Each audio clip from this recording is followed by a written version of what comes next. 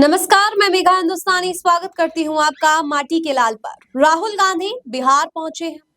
BPSC छात्रों से मुलाकात की है।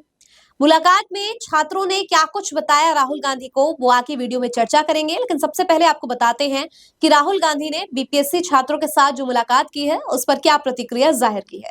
सोशल मीडिया प्लेटफॉर्म एक्स के जरिए राहुल गांधी ने लिखा है, देखिए पटना में बीपीएससी की तैयारी करने वाले छात्रों ने मुझे क्या बताया। क्रिमिनल्स को गिरफ्तार करने की जगह पुलिस छात्रों को पीट रही है और सरकार फोकस सिर्फ भ्रष्टाचार के घिनौने खेल को छुपाने पर है। तो जरा समझिए कि छात्र हैं, छात्र जाहिर तौर पर किसी भी पॉलिटिकली मोटिवेटेड तो होंगे नहीं, या अगर आप कहेंगे कि ठीक है पॉलिटिकली मोटिवेटेड है तो फिर वो छात्र नहीं होंगे। और जाहिर तौर पर अगर ये छात्र लंबे समय से परीक्षा की तैयारी कर रहे हैं, परीक्षा में उत्तीर्ण हो रहे हैं, तो उनके राजनीतिक फायदे या राजनीतिक मुनाफे के लिए इस प्रकार की पब्लिसिटी, इस प्रकार के स्टंट्स नहीं किए जा रहे हैं, बल्कि अपने साथ और अपनी शिक्षा विभाग के साथ हो रही धांधली की असल सच्चाई बताने के लिए वो राहुल गांधी के पास पहुंचे हैं। राहुल गांधी उनके साथ बातचीत कर रहे हैं। राहुल गांधी के साथ बातचीत के दौरान ये छात्रों का कहना है कि बिहार में एक सिस्टम चलता है और इस सिस्टम जिसे रैकेट कहा जाता है, शिक्षा रैकेट, एजुकेशन रैकेट, जिसके अधीन छात्र जो परीक्षा में उत्तीर्ण होते हैं उनका उत्तीर्ण होना या ना होना एक बराबर है, क्योंकि भ्रष्टाचार इस लेवल तक का होता है कि कौन कब किसे पेपर मिल जाए, कब कौन चीटिंग करवा दे, कब रिजल्ट में धांधली हो जाए, कब पेपर लीक हो जाए, ये कोई कुछ नहीं कह सकता। और तो और ये बताया जा रहा था कि जिस वजह से प्रदर्शन किया जा रहा है उसमें से एक कारण ये भी है कि छात्र जब परीक्षा देने गए थे तो बहुत से अभ्यर्थियों को तो परीक्षा पत्र तक नहीं दिया गया और वो पूरे पेपर में सिर्फ बैठे रहे और वापस आ गए। अपना क्वेश्चन पेपर तक उन्हें नहीं दिया गया, आंसर शीट तक नहीं दिया गया, तो क्या पढ़े और क्या लिखे। तो बस वो उस समय अपना समय बिताकर आ गए, या समय जो है 3 घंटे हटकर ऐसे आ गए। दूसरा वजह ये भी बताई जा रही है कि जब बच्चे पेपर देने के लिए पहुंचते हैं तो माइक में अनाउंस कर करके रिजल्ट जो है आंसर्स बताए जा रहे हैं, यानी खुलेआम शिक्षक चीटिंग करवाने का काम कर रहे हैं।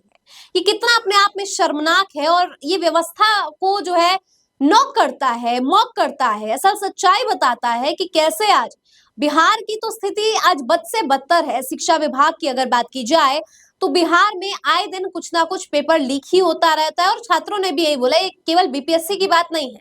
बिहार में आए दिन जो भी पेपर होते हैं, रेलवे के पेपर होते हैं या कोई भी पेपर होता है, उसमें अलग तरीके की धांधली की बात आती है। सोशल मीडिया पर बहुत से वीडियोस आप देख लेंगे और साथ ही आपको मीडिया में भी कुछ वीडियोस दिखेंगे, ब्रॉडकास्ट मीडिया पे भी, यानी मेन स्ट्रीम मीडिया जो है उसमें भी आपको दिखेगा कि कैसे आज से जब भी 10वीं की परीक्षा के रिजल्ट्स आते हैं, 12वीं के परीक्षा के रिजल्ट्स आते हैं, जो टॉपर होते हैं उनसे बातचीत की जाती है तो उनको अपने सब्जेक्ट्स तक मालूम नहीं होते हैं और अपने सब्जेक्ट्स के बेसिक सवालों के जवाब देने में वो टॉपर्स असक्षम होते हैं। यानी कि उनकी क्वालिफिकेशन, उनकी मार्क्स पर भी जो है संशय होता है, डाउट होता है कि आखिर ये पास भी कैसे हो गए और उन्हें तो टॉपर बना दिया गया। यानी बिहार में टॉपर घोटाला हो या पेपर लीक का मामला हो या कैसे संस्थानों के जरिए पेपर में जो है धांधलीबाजी हो रही है, उसके बारे में भी छात्रों ने बताया कि कैसे इससे आम जो बच्चे हैं वो पिस रहे हैं।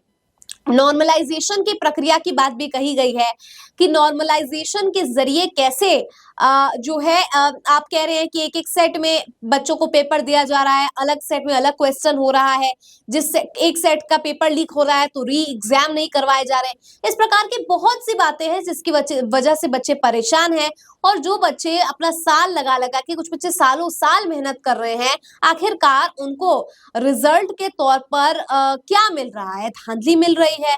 इतना वो मिल रहा है कि वो बच्चे जो है उत्तीर्ण हो रहे हैं लेकिन उनको न्याय तक नहीं मिल रहा है। तो आखिर शिक्षा विभाग में जो घोटाला हो रहा है उसकी बात की कर रहे हैं। साथ ही छात्रों ने बताया कि देखिए हम कोई रेवोल्यूशन कर सकते थे, क्रांति कर सकते थे, अगर पॉलिटिकली मोटिवेटेड या किसी भी तरीके से और होता तो हम बहुत लंबे स्केल पे सोचते, लेकिन हम यहाँ पर जो है अपनी हक मांग रहे हैं और अधिकार मांग रहे हैं। लोग कह रहे हैं कि ये जो हो रहा है शिक्षा व्यवस्था जिस प्रकार की, कह रहे हैं कि महिलाओं को, जो बच्चियां हैं, लड़कियां हैं, उनको पुलिस तक, मेल पुलिस मार रही थी। तो ऐसा तो लोगों ने ये तक वहां पे कंपेयर कर दिया कि आजादी के टाइम पर भी ऐसी बर्बरता नहीं हुई थी, अंग्रेजों के समय भी ऐसी बर्बरता नहीं हुई थी जैसे कि अब मोदी सरकार के राज में हो रहा है। अब इसको लेकर सबसे बड़ा सवाल है कि आखिर केंद्र सरकार इसको रोकने के लिए क्या अपने प्यादे चिराग पासवान को फील्ड पर उतार रही है या अपने प्यादे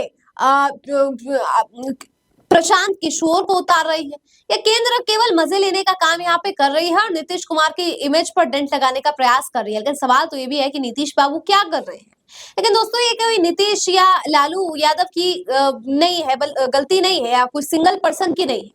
ये पूरी की पूरी व्यवस्था को ठप करने में सालों साल लगे, जिसमें नीतीश कुमार भी भागीदार है, लालू यादव भी भागीदार है, जिसमें तमाम लोगों को यहाँ पे भागीदारी समझनी होगी।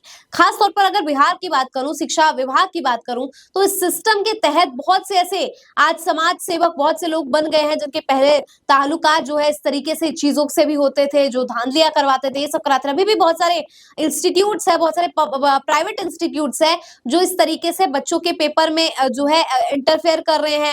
लेकिन सबसे बड़ा सवाल है अथॉरिटीज क्या कर रही है, और अथॉरिटी अभी नीतीश कुमार के अंडर है, तो नीतीश कुमार से ही सवाल पूछा जाएगा। भारतीय जनता पार्टी केंद्र सरकार में है, लेकिन सहयोगी दल भी है जेडीयू के, तो उनसे भी सवाल पूछा जाएगा। तो इस प्रकार की व्यवस्था को लेकर बच्चों के भविष्य के साथ खेलना आखिरकार कब बंद करेगी सरकार, या उनके लिए बच्चों के भविष्य का कोई मायने नहीं है, उनके लिए केवल अपनी राजनीतिक सत्ता को चमकाना ही अब मायने रखता है। आपको क्या लगता है इस पूरी खबर पर? कमेंट करके बताइए। मुझे दीजिए इजाजत, देखते रहिए माटी के लाल। धन्यवाद।